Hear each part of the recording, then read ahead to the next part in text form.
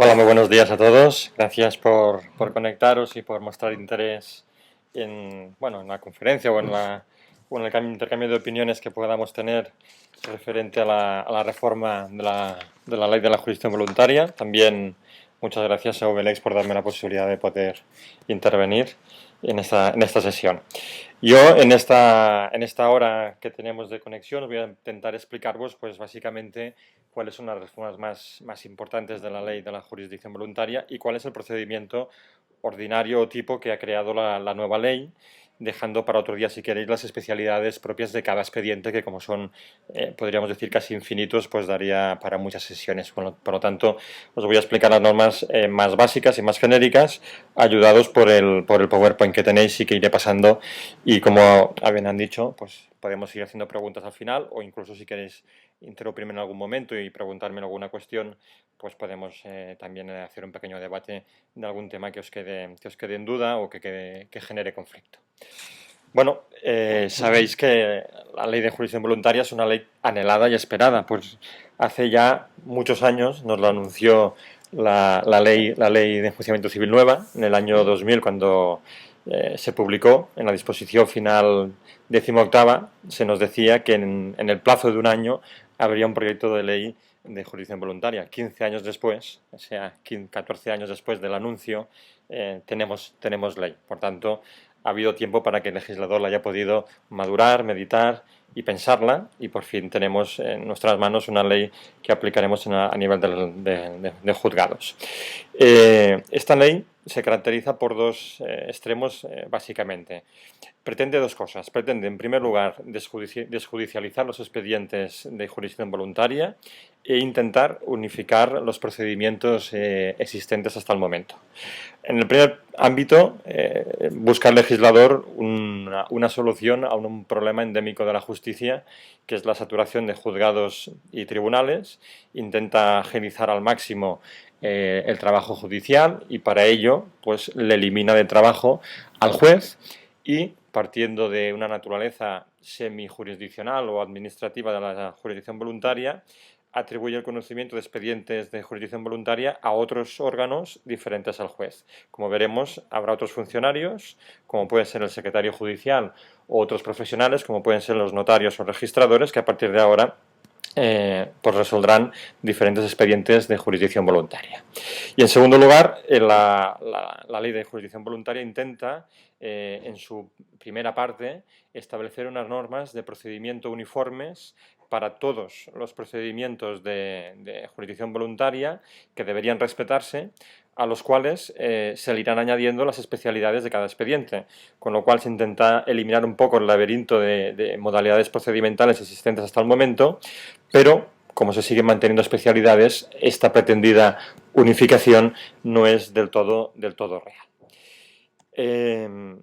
La ley de jurisdicción voluntaria no es una ley excesivamente larga, tiene 148 artículos, 6 disposiciones adicionales, 5 disposiciones transitorias, una disposición derogatoria y 21 disposiciones finales, y proclama, como no podía ser de otra forma, la aplicación supletoria de la ley de enjuiciamiento civil.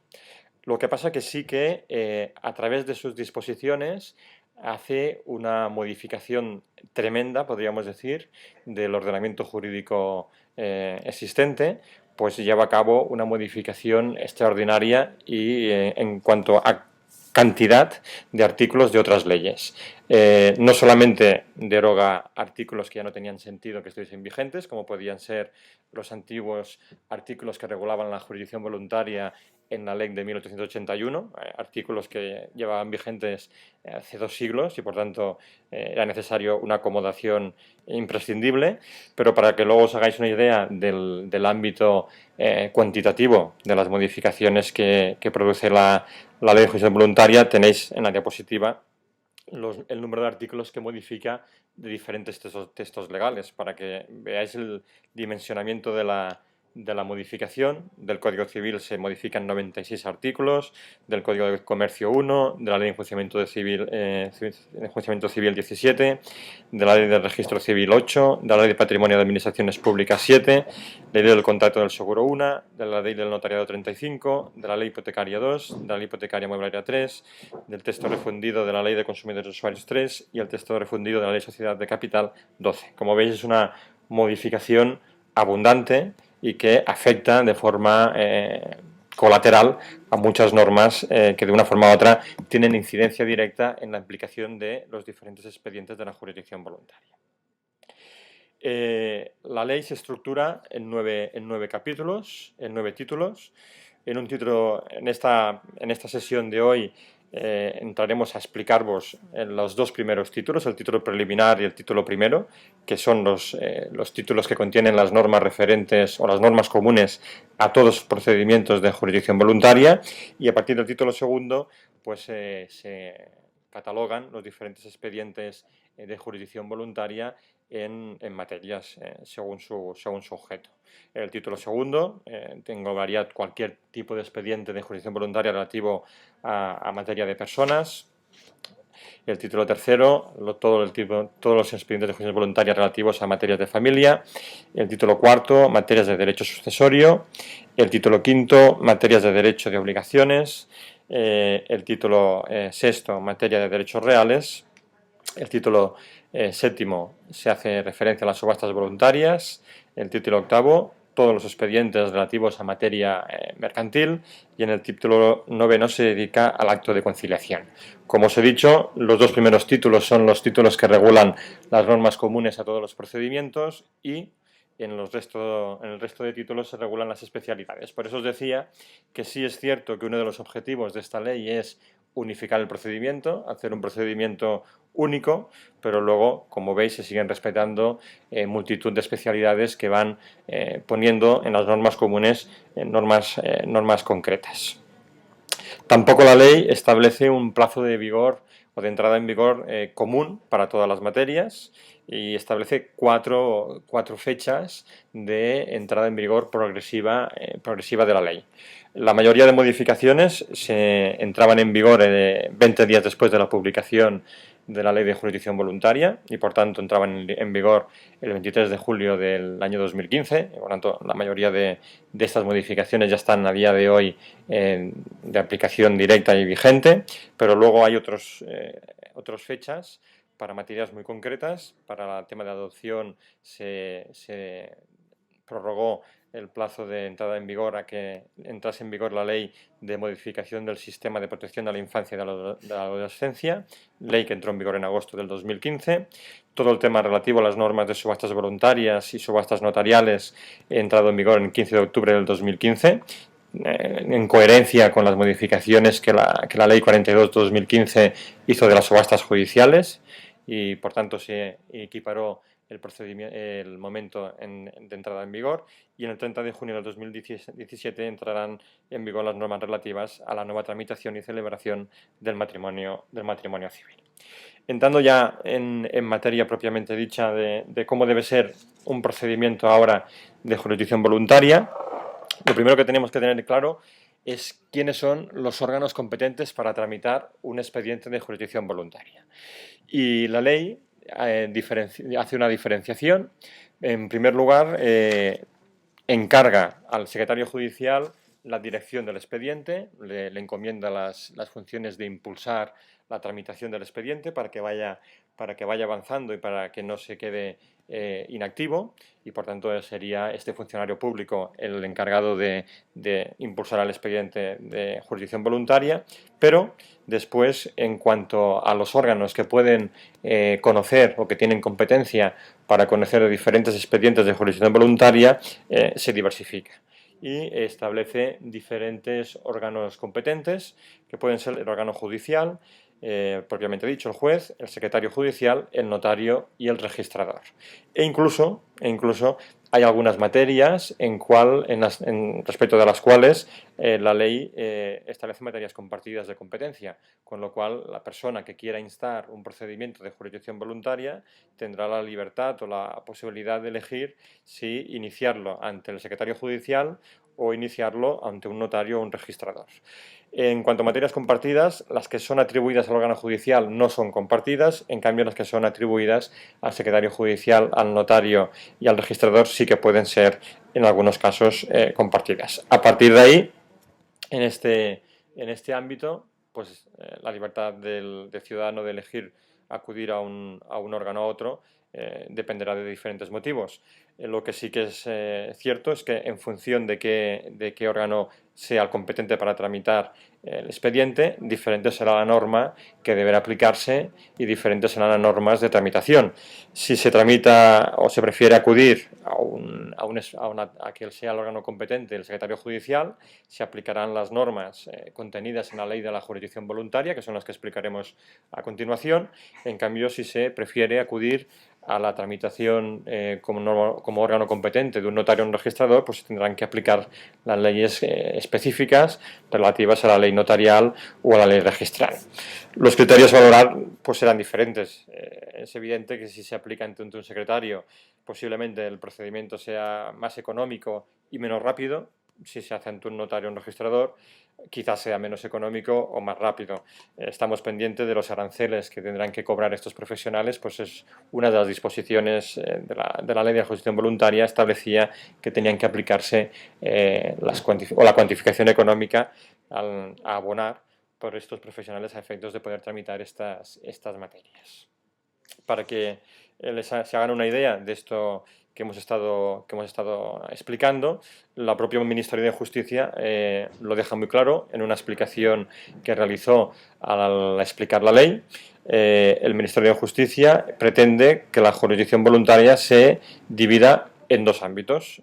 Lo que es propiamente dicho jurisdicción voluntaria, que es la que el Ministerio de Justicia considera integrada exclusivamente por los expedientes que se tramitan en sede judicial, son los expedientes que se tramitarán por los órganos judiciales y por los secretarios judiciales, y serán los expedientes que se tramitarán conforme a las normas de la ley de jurisdicción voluntaria. Pero, paralelamente a estos expedientes y dando cumplimiento a ese primer objetivo que habíamos dicho de desjudicializar la jurisdicción voluntaria para pues quitar trabajo, quitar saturación de volumen de trabajo a los órganos judiciales, se crean los expedientes notariales y registrales que pasan a regularse en otras normas y se encomiendan a notarios y registradores de la propiedad y mercantiles. La intención del legislador es buena, pero veremos si realmente esta intención al final se cumple y el objetivo del legislador, que era eliminar de trabajo, reducir el trabajo de los jueces y magistrados, realmente se cumple.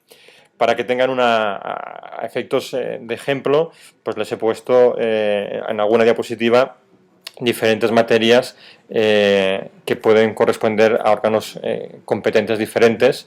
El listado es muy largo y por tanto les he puesto un ejemplo o 4 o 5 ejemplos de cada órgano judicial. Por ejemplo, el juez pues, será competente para procedimientos de reconocimiento de filiación no matrimonial, para procedimientos de adopción, para procedimientos de tutela, de curatela y guardia de hecho, para la concesión de la emancipación o el beneficio de la mayor de edad, para la protección del patrimonio de las personas con discapacidad. El secretario judicial, por su parte, será competente para expedientes de jurisdicción voluntaria relativos a la declaración de ausencia y fallecimiento, subastas voluntarias, convocatoria de juntas generales, nombramiento de peritos en contratos de seguro. Por su parte, el notario tendrá competencia para la declaración de herederos apitestato, para la apertura y presentación de testamentos cerrados o testamentos hológrafos, para la renuncia y prórroga de albaceas, para el ofrecimiento de pago y consignación, para la venta extrajudicial mobiliaria, y el registrador, por su parte, pues entre otros, tendría la reducción de capital social, la convocatoria de asambleas generales, la reducción de capital social, la revocación del auditor o actos de conciliación sobre cualquier controversia inmobiliaria.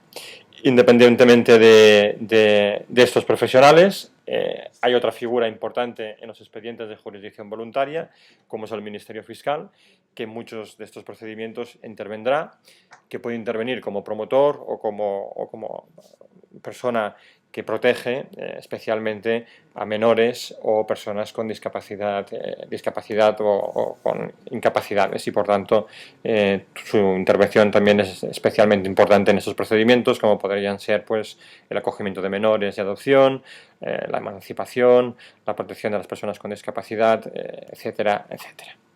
Entrando ya en lo que sería propiamente los procedimientos, dentro de la ley de jurisdicción voluntaria, como les decía, se regulan dos procesos. Se regula un proceso único, un proceso genérico con normas comunes, y después un procedimiento específicos en función del expediente, que lo único que hacen son añadir ciertas especialidades a las normas comunes, pero sin que tengan que ser contrarias, sino solamente serán complementarias. El proceso que está regulado en la ley de jurisdicción voluntaria, el órgano competente para conocer estos expedientes será el juez o el secretario judicial, y en todo caso la ley de jurisdicción voluntaria establece que la ley de enjuiciamiento civil será supletoria para cubrir cualquier laguna o cualquier omisión en cuanto a la tramitación de este procedimiento. Como les he dicho, el resto de procedimientos, los encomendados a notarios y registradores, están en una ley diferente a la que vamos a analizar a continuación, y por tanto están en leyes notariales o en leyes registrales independientes a la ley de la jurisdicción voluntaria. Entrando en el procedimiento ordinario de la ley de la jurisdicción voluntaria, el artículo 3 nos establece quién tiene legitimación para poder iniciar un procedimiento de jurisdicción voluntaria, y la verdad es que la legitimación la regula de forma amplia y la regula o propone 4 personas diferentes. En primer lugar, los titulares de derechos o intereses legítimos. En segundo lugar, las personas que les venga conferida la legitimación por un texto legal.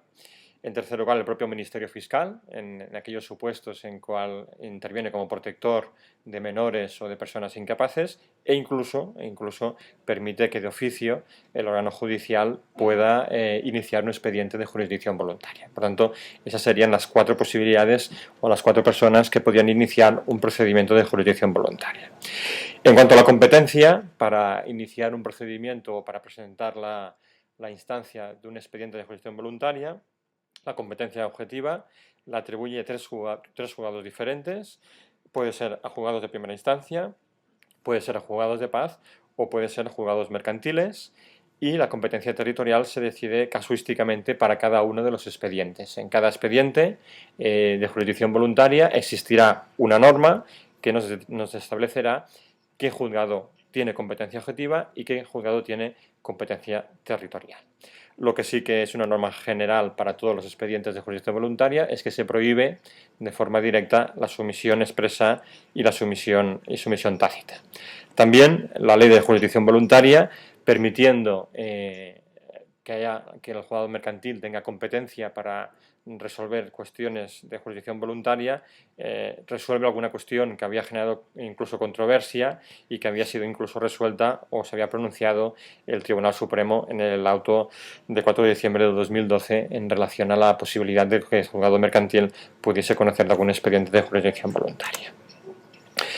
En cuanto a la simultaneidad de procedimientos, entraré más adelante, entramos en una segunda diapositiva para que vean, también les he puesto para que tengan ustedes, no para explicarlo ahora porque sería excesivamente largo, sino para que tengan pues para su información o de forma de ejemplo, cómo en cada uno de los expedientes que regula la ley se establece si el competente es el juez o el secretario judicial, y si el competente es un juzgado, se establece si es el juzgado de paz, el juzgado de primera instancia o el juzgado mercantil. Por tanto, casuísticamente la ley para cada expediente de jurisdicción voluntaria va estableciendo qué juzgado es competente, y dentro del juzgado si el juez si el órgano competente es el juez o el secretario judicial. En cuanto a la iniciación del expediente, una de las principales novedades es que anteriormente la ley se caracterizaba porque se regía el antiformalismo. Ahora no. Ahora el artículo 14 de la ley de jurisdicción voluntaria establece los requisitos que debe tener el escrito que inicie el procedimiento de jurisdicción voluntaria. Como les he dicho antes, tanto el Ministerio Fiscal, el juez de oficio o una persona legitimada lo puede iniciar, pero sí que el artículo 14 nos dice los requisitos mínimos que debería tener ese escrito para que sea admitido a trámite en un procedimiento. Como verán, son requisitos que también están muy parecidos a los que se regulaban o a los que se regulan para las demandas ordinarias del 399 o las demandas sucintas del artículo 437 de la Ley de Enjuiciamiento Civil. Primero, nos establece que identifiquemos el solicitante, la persona que inicia el expediente, y que el solicitante además indique un domicilio a efectos de notificaciones. También nos pide la ley que identifiquemos a todas aquellas personas que puedan ser consideradas personas que tengan un interés directo en ese expediente de jurisdicción voluntaria para que puedan intervenir y además a efectos de que puedan ejercer su derecho de defensa, indicarles, si es preciso y si lo conocemos, un domicilio a efectos de que se le pueda citar. Una vez ya se han identificado las partes, nos pide la ley que identifiquemos la petición, que expongamos con claridad y precisión lo que se pide, y además nos lo dice que lo hagamos, que consignemos hechos y fundamentos jurídicos. Ahí está, como les manifestaba, el hecho de que desaparece aquel antiformalismo y que se asemeja mucho este escrito a lo que es una demanda ordinaria o una demanda sucinta. Además nos dice que adjuntemos todos los documentos y dictámenes necesarios para fundamentar nuestra petición y que aportemos tantas copias como interesados haya, al menos de momento, hasta que no funcionen las plataformas electrónicas que debían funcionar en enero de este año y que por problemas técnicos se han aplazado en su entrada en funcionamiento. Sí es cierto que ese escrito variaría en función de si es necesario la intervención de abogado y procurador o no es necesario. Si es necesario la intervención de abogado y procurador, el escrito debe formularlo el abogado y el procurador, pero si no es necesario abogado y procurador, que en muchos de estos expedientes de jurisdicción voluntaria no es necesario, nos dice la ley de que ha de haber impresos normalizados que facilitarán que la persona que quiera iniciar ese expediente pueda cumplimentar el escrito. Esperemos que esos impresos sean reales, existan, porque tenemos malas experiencias. Los impresos del monitorio tardaron mucho en existir y, por tanto, esperemos que así sea. También es importante que dentro de ese escrito determinemos la cuantía del procedimiento en aquellos casos que sea necesario, porque la cuantía determinará en algunos casos si es necesaria la intervención de abogado y procurador. Con lo que le manifestaba anteriormente, con los impresos normalizados se da cumplimiento a la Carta de Derechos de los Ciudadanos ante la Administración de Justicia, que dice en su artículo 8º que los ciudadanos tienen que tener formularios gratuitos para poder acudir a los tribunales. En cuanto a la postulación procesal, como les he dicho, el carácter obligatorio será solamente para los casos que lo establezca la ley. Mayoritariamente no es necesario abogado y procurador, por tanto, la ley nos dirá en qué casos es necesario abogado y procurador, para qué expedientes es necesario abogado y procurador, pero en todo caso sí que sería necesario abogado y procurador para la presentación de los recursos de revisión y apelación contra alguna resolución del secretario judicial o del juez, y cuando queramos formular oposición al expediente de jurisdicción voluntaria. Esta formulación de oposición, como veremos a continuación, puede generar algún tipo de problema. Primer interrogante que nos podemos formular y que yo ya les avanzo y que si luego quieren podemos acabar de hablarlo cuando realicemos preguntas. Estas costes de abogado y procurador se pueden imponer como gastos, es posible imponer el pago de las costas. La respuesta hasta ahora mayoritariamente ha sido que no. Yo les he puesto como ejemplo en una diapositiva un auto de una audiencia provincial, en concreto de Valencia, 19 de abril de 2012, que argumenta el por qué no se puede imponer las costas procesales. Es un criterio mayoritario en base a considerar que la jurisdicción voluntaria es una jurisdicción no contenciosa y por tanto no tendría que implantarse. En base a la nueva ley entiendo, y es una opinión personal que puede ser sujeta a interpretación jurisprudencial contraria, que tampoco ahora deberían imponerse las costas procesales o imponer a una persona los gastos de abogado y procurador. Por dos motivos. Por un motivo genérico, porque el preámbulo de la ley de la jurisdicción voluntaria descarta directamente que se aplique el criterio general objetivo del vencimiento objetivo del procedimiento civil, y como lo dice la propia exposición de motivos o la propia preámbulo, nos está eliminando el criterio de vencimiento objetivo. Y después de forma concreta, pues hay un artículo, el artículo 7 de la ley de jurisdicción voluntaria, que establece la regla general de los gastos y dice que quien proponga el expediente es quien paga todos los gastos, y los ocasionados por la intervención de peritos y testigos los abonará, en todo caso, quien proponga el perito y quien proponga el testigo. Esa es la regla general. Como toda regla general, tiene alguna excepción. El artículo 7 de la Ley de Jurisdicción Voluntaria dice que esa regla general solamente decaerá para algún expediente como de jurisdicción voluntaria que de forma concreta sí que imponga la posibilidad de intervención de abogado y procurador y la imposición de costas, pero son casos muy excepcionales. Y también creo que se podría aplicar como casos excepcionales la jurisprudencia que ha existido hasta el momento. Hasta el momento había dos supuestos en los cuales se imponían costas en la jurisdicción voluntaria, casos de mala fe o temeridad, y aplicaban las audiencias provinciales el artículo 1902 del Código Civil, argumentando que se había causado un daño por culpa o negligencia basada en la mala fe. Y si actualmente también existe mala fe o temeridad, es un motivo para que la persona perjudicada pueda exigir el pago que se le ha causado. Y el segundo motivo que generaba anteriormente la posibilidad de imponer costas era la formulación de oposición.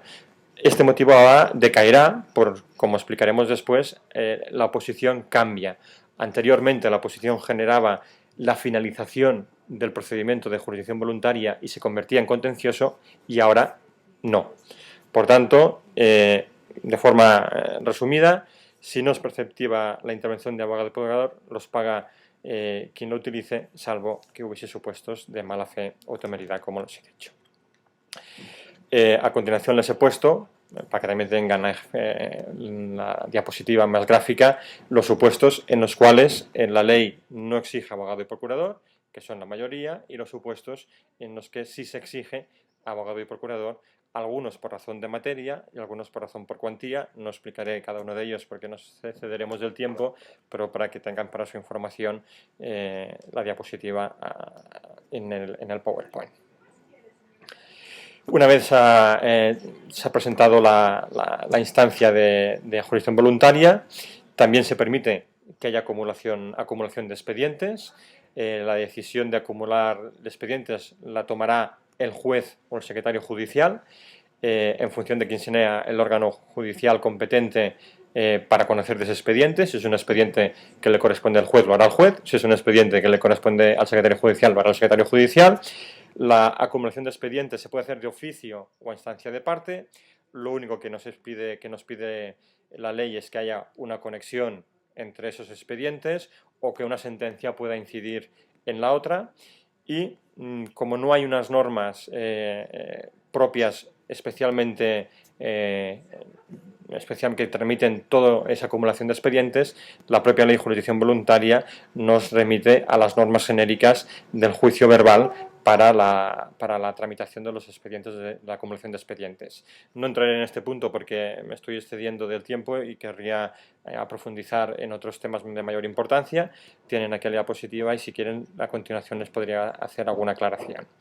Una vez ha presentado el escrito que inicia el expediente de jurisdicción voluntaria, es cuando ya el órgano competente entra en el análisis de esa solicitud. El análisis lo efectúa, como les he dicho, el secretario judicial. Primero tiene que analizar su competencia. Si es un expediente que tiene que ser resuelto por el secretario judicial, si considera que no tiene competencia objetiva, dará audiencia al solicitante y al Ministerio Fiscal, y si deciden que no tiene competencia, archiva el expediente y dicta un decreto decretando su incompetencia, o decide su continuación si tiene competencia. Si es un órgano que en cambio debe ser resuelto por el órgano judicial, el secretario judicial daría traslado al órgano judicial, que también convocaría al solicitante y al Ministerio Fiscal y resolvería sobre el archivo o continuación del expediente una vez analizada su competencia. En ambos casos, sea el órgano competente, el secretario judicial o el juez, si se declaran incompetentes, deben señalar a la persona que ha instado el expediente quién es el órgano competente. También tienen que analizar su competencia territorial, tanto el secretario judicial como el órgano judicial, y si consideran que es incompetente, deben remitir el expediente al órgano competente para su tramitación. Una vez analizada su competencia objetiva y territorial, si detectan algún defecto en la solicitud, conceden 5 días para que las partes puedan subsanarlo. Si no lo subsanan, se archivará el expediente mediante decreto. Si se subsana, seguiría adelante a continuación el expediente. La primera pregunta que debemos formularnos es, porque no habla de ello la Ley de Jurisdicción Voluntaria, es si realmente las resoluciones que dicte el secretario judicial o el juez declarándose incompetentes pueden impugnarse o no pueden impugnarse. Y la pregunta que nos podemos formular es, ante el hecho de que no dice nada la Ley de Jurisdicción Voluntaria, ¿qué recursos se pueden formular? Los propios de la ley de enjuiciamiento civil, porque es aplicación supletoria, o los recursos regulados en el artículo 20 de la Ley de Jurisdicción Voluntaria, que habla de forma genérica para los recursos contra decretos del secretario judicial o del juez. Si aplicásemos la Ley de enjuiciamiento civil, se aplicaría un recurso de reposición por falta de competencia objetiva o competencia territorial, no habría recurso, pero yo entiendo que existiendo un artículo específico en la Ley de Jurisdicción Voluntaria, como es el artículo 20, no aplicaríamos los recursos de la Ley de Enjuiciamiento Civil, sino que iríamos a analizar el artículo 20 de la Ley de Jurisdicción Voluntaria y, por tanto, contra el decreto que decretase la incompetencia del órgano del secretario judicial se realizaría un recurso de revisión, y contra el auto del juez se realizaría o se podría aplicar un recurso de apelación. Una vez examinada su competencia, se tiene que entrar a examinar ya la solicitud. Si el órgano competente es el secretario judicial, si la considera inadmisible, decretará un decreto archivando el expediente. Si es el órgano judicial, resolverá según considere si cumple los requisitos o no para tramitarlo. Si se admite, no dice tampoco la Ley de la Jurisdicción Voluntaria qué tipo de resolución tiene que aplicarse. Ante ese silencio, y como no hay ninguna norma en la Ley de la Jurisdicción Voluntaria que pueda ser de aplicación, aplicaríamos la Ley de Enjuiciamiento Civil de forma supletoria, y en este caso aplicaríamos el artículo 206, que establece que las resoluciones que admiten a trámite una demanda, lo que podríamos considerar el escrito que inicia el expediente de jurisdicción voluntaria, sería un decreto. Contra ese decreto podría formularse un recurso de reposición, y una vez admitida la solicitud, el propio secretario judicial convocaría a una posible comparecencia que no es obligatoria. El secretario judicial convocaría a una convocatoria siempre que concurran 3 requisitos. Que conforme a la ley debían ser oídos las partes en el expediente. Eso cada expediente especificará si es o no necesario la comparecencia. En segundo lugar, que deban practicarse pruebas. Y en tercer lugar, que una vez analizada la solicitud, consideren el secretario judicial o el juez necesaria la celebración de la comparecencia por la complejidad del tema.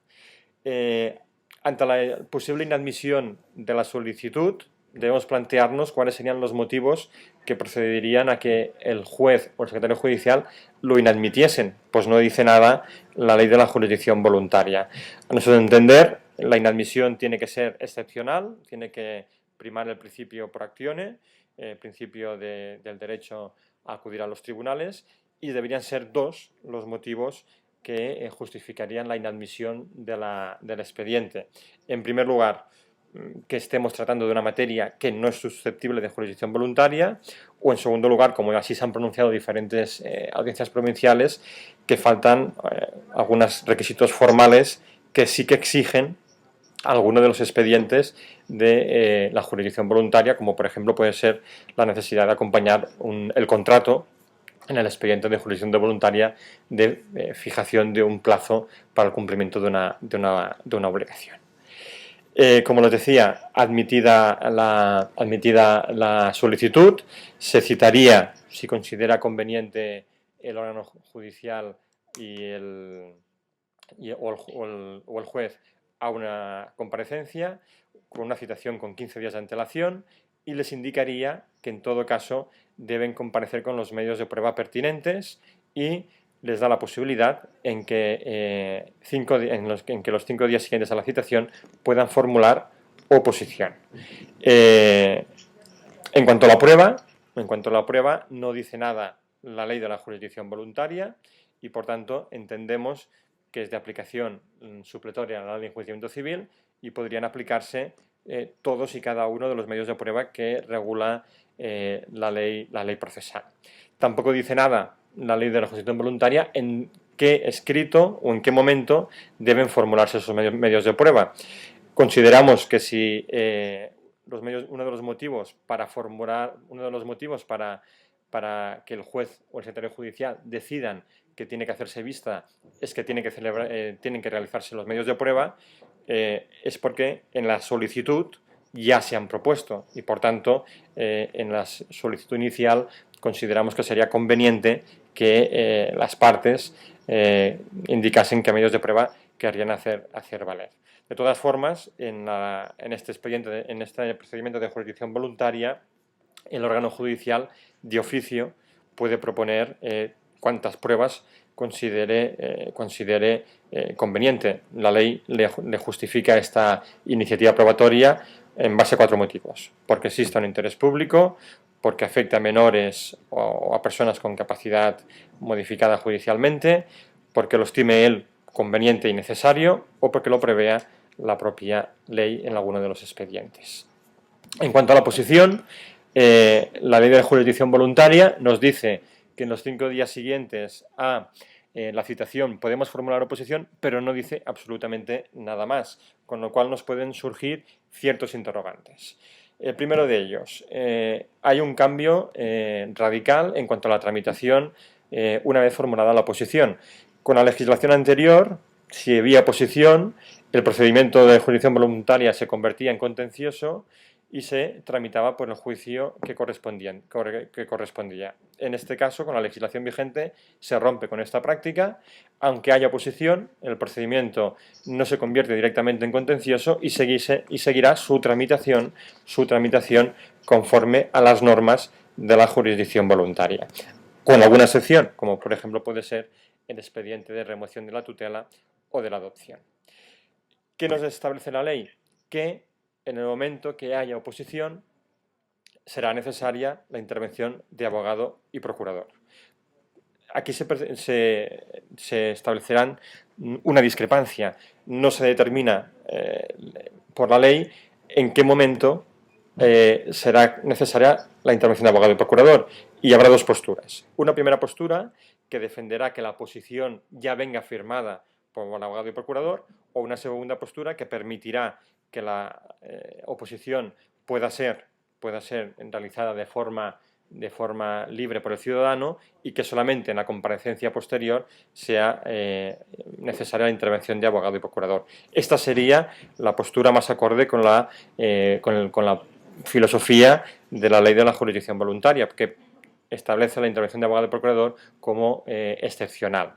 La realidad práctica considero que será totalmente contraria, pues un momento que se haga oposición, difícilmente los ciudadanos la formulan de forma libre, sin asesoramiento jurídico, y por tanto entiendo que este artículo se interpretará en el sentido de que la oposición, cuando se formule, ya será realizada por abogado y procurador, a efectos de argumentar de una forma más concreta y más motivada los motivos de oposición a ese expediente de jurisdicción voluntaria. tampoco dice la ley qué forma debe adoptar la oposición.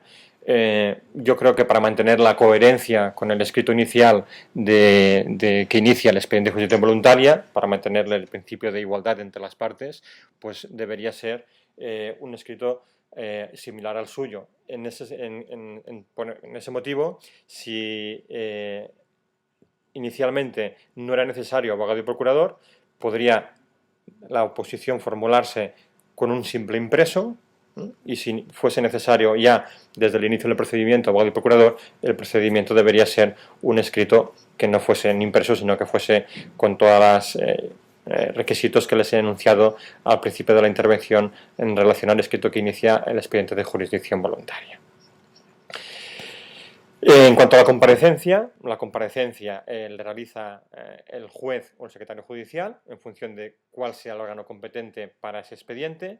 Como les decía, la tramitación siempre por las normas del juicio verbal, es una de las diferencias que les he dicho anteriormente. Antes la oposición acababa lo que era el procedimiento de la jurisdicción voluntaria y lo convertía en contencioso, y era el procedimiento que tocaba. Aquí es por las normas del juicio verbal.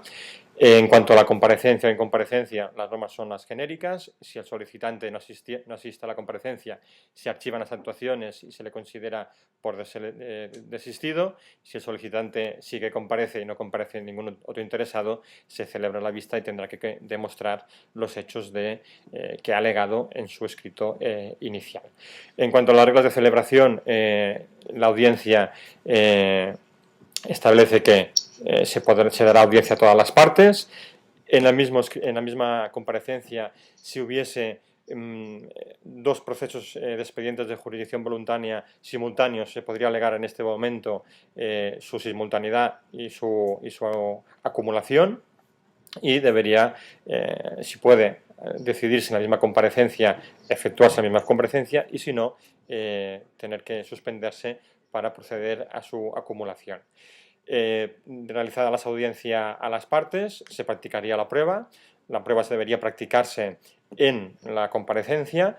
Por ello, en la citación ya se advierte a las partes que tienen que acudir con los medios de prueba pertinentes, aunque sí es verdad que la propia ley de jurisdicción voluntaria establece que aquellas que no puedan realizarse se dará 10 días para que puedan efectuarse, y lo regula para 3 casos concretos: para cuando haya menores o personas con discapacidad, para cuando el juez considere que es necesario realizarlo en un plazo de tiempo determinado, o cuando sea imposible su realización por incomparecencia de algún testimonio o algún perito necesario en su asistencia.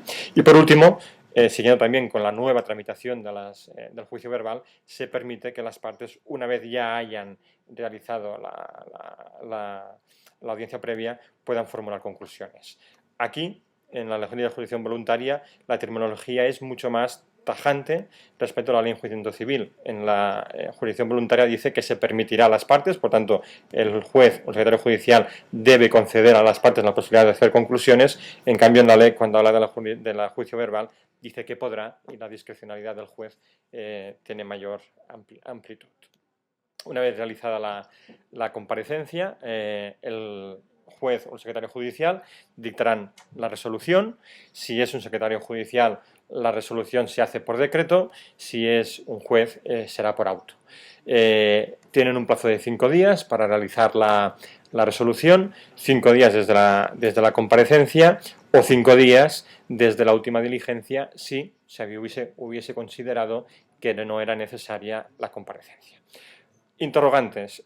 ¿Produce efectos de cosa juzgada los expedientes de jurisdicción voluntaria? La anterior regulación especificaba, o siempre se había considerado, que los expedientes de jurisdicción voluntaria no producían efectos de cosa juzgada. Yo les he puesto aquí una reciente sentencia de la Audiencia Provincial de Sevilla del año 2015 que así lo mantiene, pero con la nueva regulación de la Ley de Jurisdicción Voluntaria, el artículo 19 establece una matización. Establece que los expedientes de jurisdicción voluntaria sí producen efectos de cosa juzgada para cualquier otro expediente de jurisdicción voluntaria. No puede volver a repetirse, cosa que antes se sobreentendía, pero ahora de forma expresa lo establece la ley, salvo que se modifiquen las circunstancias, cosa que tendrá que valorar el órgano judicial ante el cual se le presentase una nueva instancia y por tanto tendrá un margen de discrecionalidad para discernir si realmente las circunstancias se han modificado de tal medida que justifiquen que pueda volver a tramitarse expediente o no. Pero de igual forma que acontecía con la anterior regulación, no produce efectos de cosa juzgada respecto de un proceso judicial posterior. Se puede realizar un juicio posterior que podría ser considerado como una segunda instancia. Es casi como un recurso, pues este procedimiento dice la ley que lo que tiene que hacer es confirmar, modificar o revocar lo acordado. Por tanto, el juez va al final revisar el decreto o el auto. Es casi como un recurso o como una segunda instancia la que el juez va a hacer una vez vuelva a analizar el expediente de jurisdicción voluntaria. En cuanto a la ejecución, de forma también ya muy rápida, porque si no me voy a exceder del tiempo y no vamos a tener tiempo para coloquio, en cuanto a la ejecución del decreto o del auto que finaliza el expediente de la jurisdicción voluntaria, se remite de forma directa a las normas de la Ley de Enjuiciamiento Civil, a las normas del artículo 520 y 521. Si es una resolución inscribible, pues si es en el registro civil, se deberá el secretario judicial enviar un oficio con el testimonio de la resolución para que se inscriba. Si es en el registro mercantil, pues se redirige a mandamiento. Pero surgen diferentes interrogantes que la ley de jurisdicción voluntaria no los soluciona y que yo se los expongo a efectos de que si les sugiere alguna duda consideren de aplicación. La ejecución está sometida al principio rogatorio. Por regla general, sí. La jurisdicción voluntaria, aunque no se considere expresamente contenciosa, está dentro del orden jurisdiccional civil y por tanto condicional al principio rogatorio. Además, la ley de jurisdicción voluntaria dice podrá instarse por las partes, aunque sí es verdad que puede existir alguna excepción en casos de menores o incapaces en que el juez considere imprescindible de que pueda de oficio instar alguna medida, pero si no, por regla general está sometida al principio rogatorio. La segunda pregunta que debemos de formularnos es si para ejecutar la resolución que pone fin al expediente de jurisdicción voluntaria se debe dejar el transcurso del plazo de 20 días regulado en el artículo 548. Entendemos que no, porque el artículo 22 de la Ley de Jurisdicción Voluntaria defiende su solicitud inmediata y su ejecución inmediata, y además el recurso de apelación no tiene efecto suspensivo, con lo cual refuerza el hecho de que sea ejecutable de forma inmediata sin esperar los 20 días de gracia que se regulan en los artículos 548 de la Ley de Enjuiciamiento Civil. La tercera cuestión que debemos plantearnos es si es necesaria una demanda ejecutiva para proceder a ejecutar el decreto o el auto. Consideramos que no, porque no aplicaríamos el 549.1 que habla de demanda ejecutiva, sino que como lo que queremos aplicar o ejecutar es un título ya judicial, ya sea un auto o un decreto que equivaldría a un título judicial asimilado, sería aplicable el 549.2, que dice que la simple solicitud identificando el testimonio de la resolución sería suficiente, por lo tanto no sería necesaria una demanda ejecutiva, y consideramos, ahí sí que podemos tener objeto más de debate, que a esa solicitud no le serían, no cabría la posibilidad de formularle motivos de oposición a una ejecución ordinaria, pues entonces sí que convertiríamos un procedimiento de jurisdicción voluntaria en un procedimiento contencioso y no es la finalidad del legislador ni es acorde con la naturaleza de los procedimientos de jurisdicción voluntaria. En cuanto a recursos, la ley de jurisdicción voluntaria establece en el artículo 20 una regulación genérica de recursos y diferencia dos ámbitos. Para las resoluciones interlocutorias, para las resoluciones que den tramitación al procedimiento de jurisdicción voluntaria, en todo caso el recurso que se puede formular es un recurso de reposición conforme a las normas de la Ley de Enjuiciamiento Civil, por tanto en 5 días y con expresión de la infracción, y si el recurso se realiza en la comparecencia, pues se resuelve de forma oral, como también procede en un procedimiento civil. En cuanto a los recursos para la resolución que pone fin al expediente de jurisdicción voluntaria, el artículo 20 de la ley de jurisdicción voluntaria diferencia si el expediente ha finalizado por un decreto, porque correspondía al secretario judicial ese expediente, se podría formular recurso de revisión ante el juez competente, y si el expediente de jurisdicción voluntaria finalizaba mediante auto, porque era el juez el órgano competente, se podría formular un recurso de apelación, como ya les he dicho, sin efectos suspensivos. Se sigue manteniendo, yo entiendo, la jurisprudencia del Tribunal Supremo de que no cabe recurso de casación ni extraordinario de infracción procesal. Pregunta que podemos formularnos: ¿es preciso depósito para formular recurso en el expediente de jurisdicción voluntaria? La ley de jurisdicción voluntaria no resuelve el problema. Y como no resuelve el problema, va a haber discrepancia de opiniones en nuestras audiencias provinciales a buen seguro. Yo les expongo, por si algún día tienen que defender alguno de los dos criterios, diferentes argumentos a favor y en contra. En contra de constituir depósito, podríamos defender tres argumentos. Cuando la ley orgánica del año 1-2009 de 3 de noviembre se refiere al depósito, habla de procedimientos contenciosos. La jurisdicción voluntaria podemos considerar que no es un procedimiento contencioso.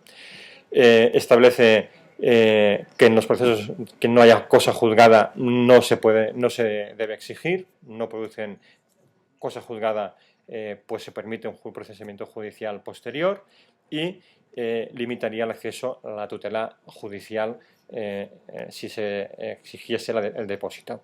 Estos argumentos que han sido defendidos por algunas audiencias provinciales tienen respuesta contraria y sí que exigen depósito otras audiencias provinciales. Otras manifiestan que si bien la ley 2009 se refiere a procedimientos contenciosos, cuando habla de la jurisdicción voluntaria la incluye en la jurisdicción civil y no hace diferenciación, y por tanto el depósito tiene también que exigirse. También hay varios procedimientos civiles en los que no producen cosa juzgada, en los cuales se exige depósito, y por tanto no debería ser una excepción el procedimiento de jurisdicción voluntaria.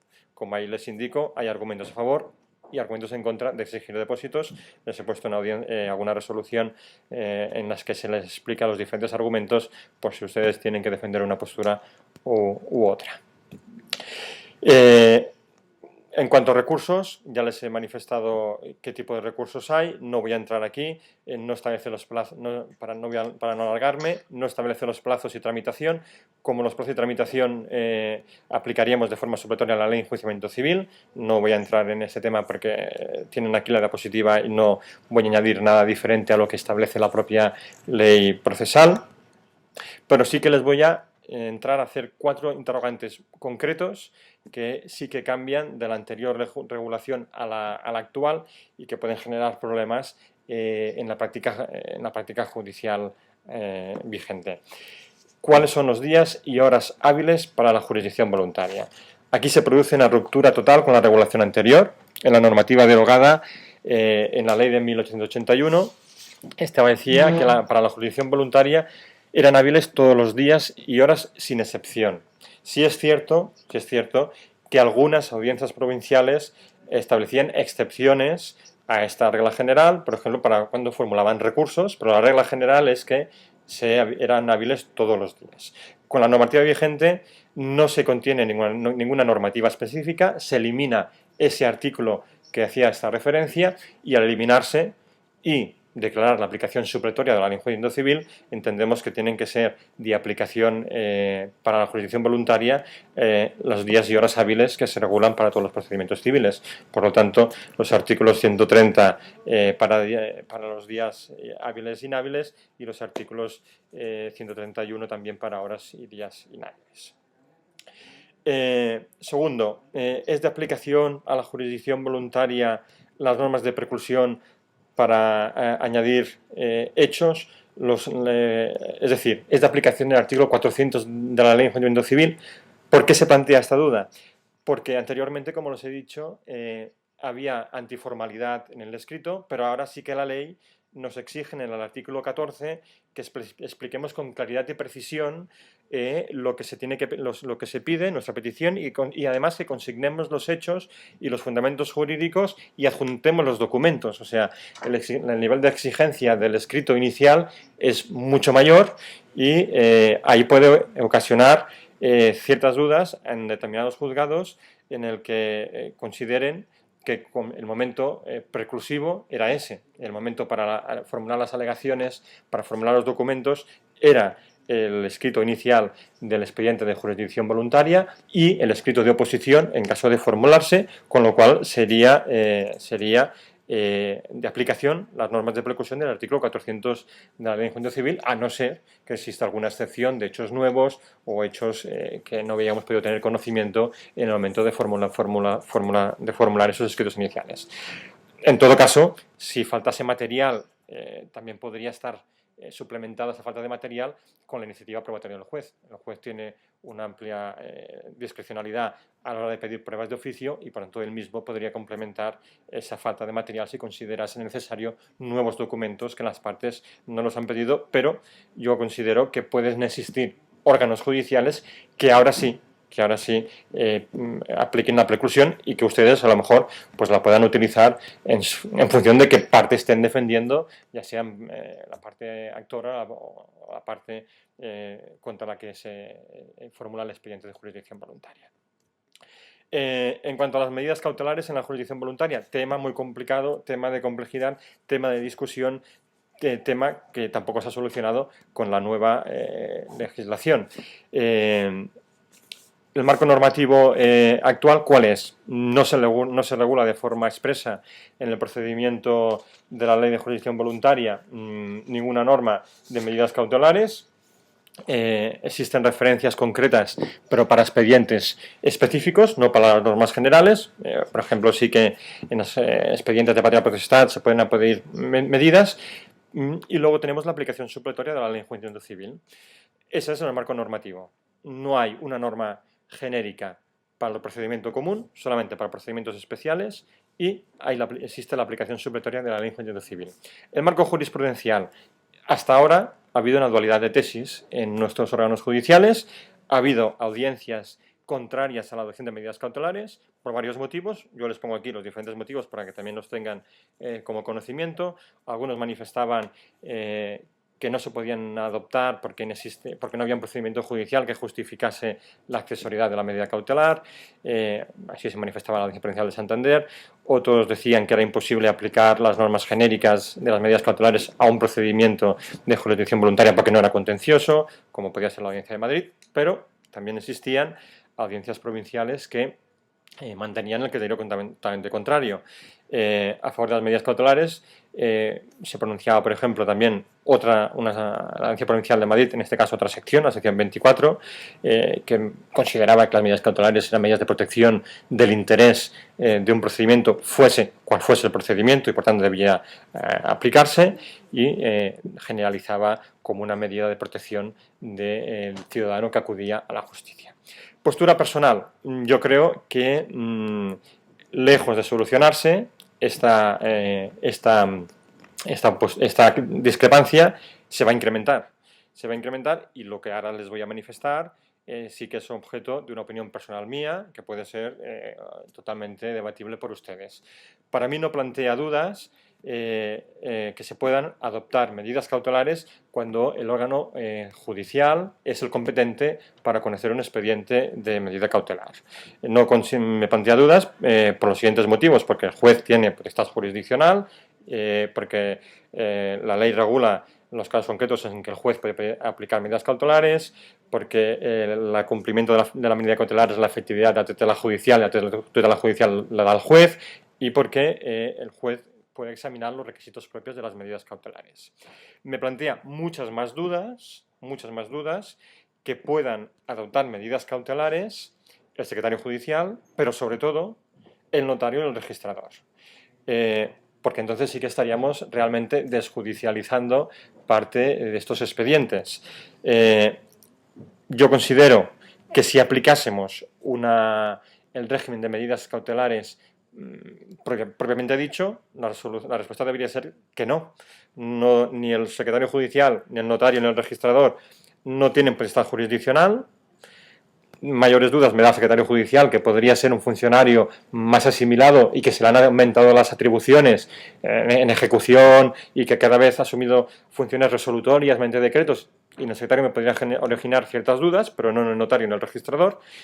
y no cumplirían una finalidad de las medidas cautelares que es no es otra que la efectividad de la tutela judicial, porque un notario o un registrador no están aplicando la tutela judicial.